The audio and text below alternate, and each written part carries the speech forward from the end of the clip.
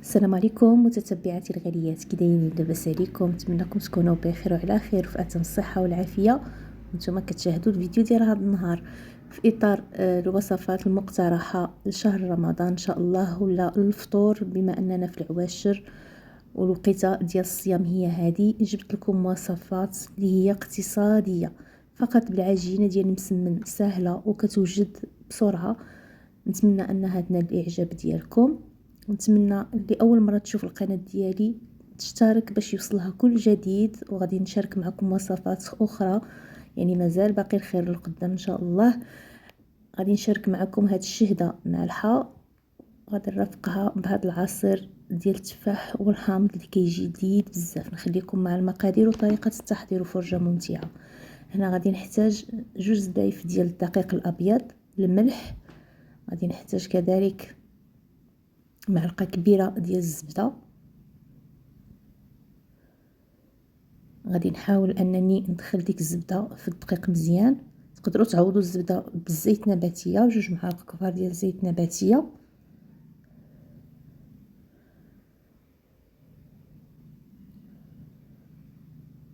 صافي، وغادي نجمع بالماء اللي يكون بارد ديال السقايه العادي. ما تنساوش نصف كيس ديال الخميره الكيماويه. صافي، غادي نجمع العجينه ديالي، غادي نجمعها تكون شويه قاصحه، يعني ما تكونش مطلوقه بزاف.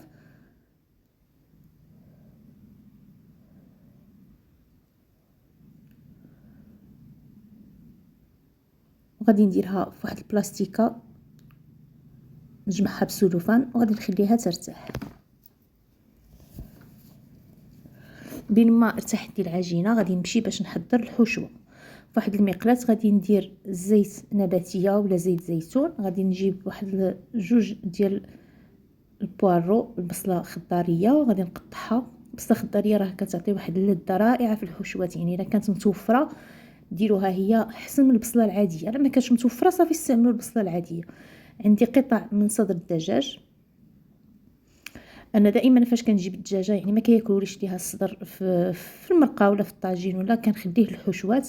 غادي نضيف العطريه، الخرقوم، تحميره، ابزار، شويه ديال سكينجبير. عندي 4 حامضه مقطعه، وعندي كميه ديال الكروفيت.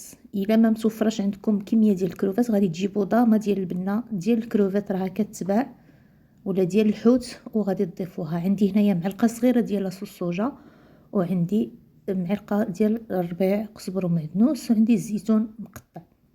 غادي نخلي كلشي يتشحر مزيان حتى ينشف لنا من الماء ديالو. ضروري الحشوه تخليوها تنشف باش ما تطلقناش الماء في العجين. صافي، من بعد غادي نرطب واحد المكعب ديال الشعريه الصينيه، وغادي نضيفو حتى هو على الحشوه.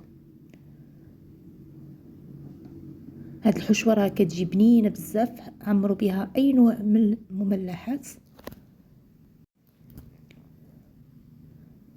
صافي، غادي نخلي الحشوه ديالي تنشف مزيان. هذيك الشعريه حتى هي غادي تعاون الحشوه انها تنشف، غادي تشرب كاع هذاك السوائل اللي فيها.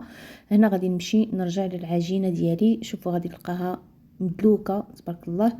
غادي نقسمها 3 ديال الكرات، غادي ندهنهم بالزيت وغادي نغطيهم ونخليهم يرتاحوا واحد 5 دقائق، عاد غادي نبدا نخدم بهم.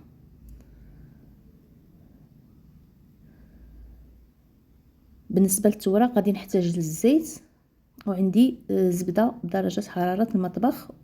مع راه البرد بزاف تقدروا تذوبوها، ولكن باش غادي نسرحوا العجين فوق سطح العمل غادي نسرحوه فقط بالزيت، لان الزبده غادي تجمد على العجينه وغادي تبقى تلصق لكم سطح العمل وغادي تبقى تقطع. من الاحسن غادي تورقوا العجينه في الاول غير بالزيت، في الوسط عاد غادي نديروا الزبده.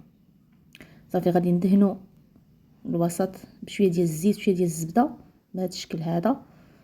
الا شفتوها كتجمد لكم بالبرد غادي تذوبوها. وغادي نجمع العجينه ديالي على شكل مسمنه عاديه، وفي كل طويه كنديروا الزبده باش تعطينا هذيك التوريق. بنفس الطريقه غادي ندير المسمنه الثانيه.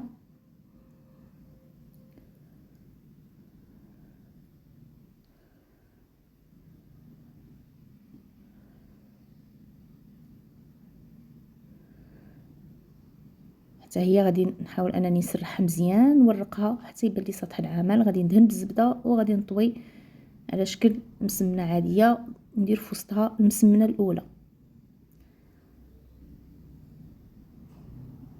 وفي كل طيه كنديروا الزبده، ما تنساوش الزبده بين كل ورقه وورقه.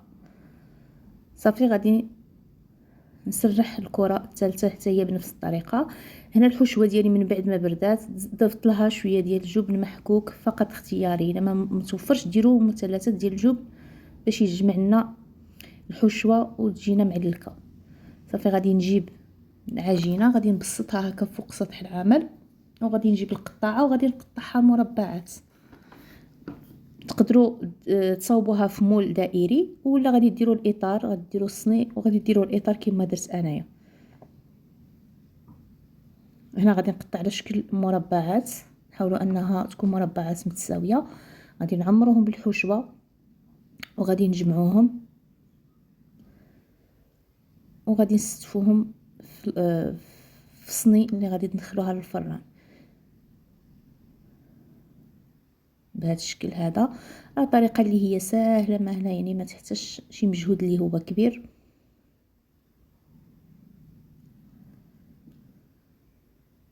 نحاولوا اننا نحيدوا الا كان شي زوائد ديال العجين باش ما تجيناش الكره ديال الشهده مدقصه.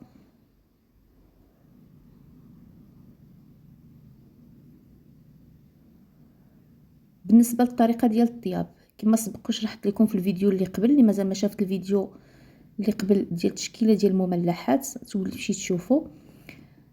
دائما فاش نبغيو نطيبوا مملحات بالعجينه ديال المسمن دائما الفران خصو يكون سخون مزيان، وفاش كندخلوا اللاطه ديالنا الطيب خصنا تكون النار مجهده بزاف حتى كيتنفخوا، كتخليهم شويه طياب عاد كنقصوا عليهم العافيه هكا باش تعطينا هذيك القرمشه والزبده اللي كتكون داخل في العجين ما تطلقش لنا الماء. يعني هاد الطريقه هذه قاعده خصكم دائما تعتمدوها فاش غادي تبغوا طيبوا اي مملحه كما بغات تكون بالعجينه ديال المسمن، لان الا نقصوا عليها النار من الاول فغادي تيبس وهذيك الزبده غادي تطلق الماء، يعني صافي العجينه غادي تجي معجنه وما غاديش تنفخ، كلشي غادي يضيع.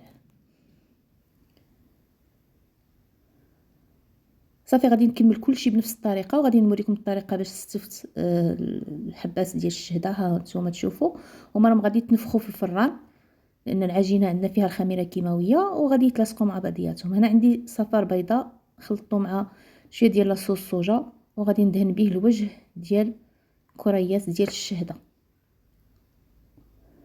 صافي وغادي ندخلها الطيب. غادي نمشي باش نوجد معكم العصير. هنا بالنسبه للعصير غادي نحتاج جوج ديال التفاحات اللي قشرتهم حامضه مقطعه ومحيده لها العلف. غادي نضيف وريقات ديال النعناع وغادي نطحن كلشي مزيان. هذا العصير راه كيجي رائع.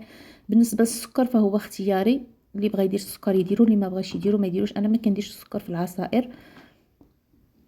صافي غادي نطحنو مزيان وغادي نقدموه في الكؤوس، راه كيجي رائع.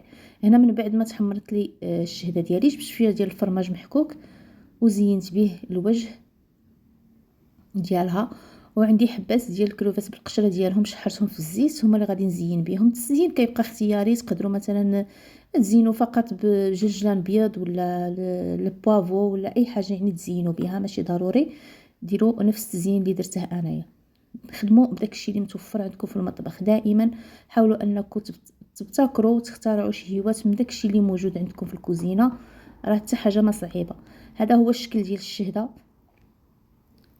شوفوا كيف جا المنظر ديالها رائع. هذا العصير اللي حضرت معكم. نتمنى الاقتراح ديال هذا النهار ينال الاعجاب ديالكم. ما تنساويش من اللايكات ديالكم، بارطاجيو الفيديو مع الاهل الاصدقاء ديالكم، والى اللقاء مع فيديو اخر.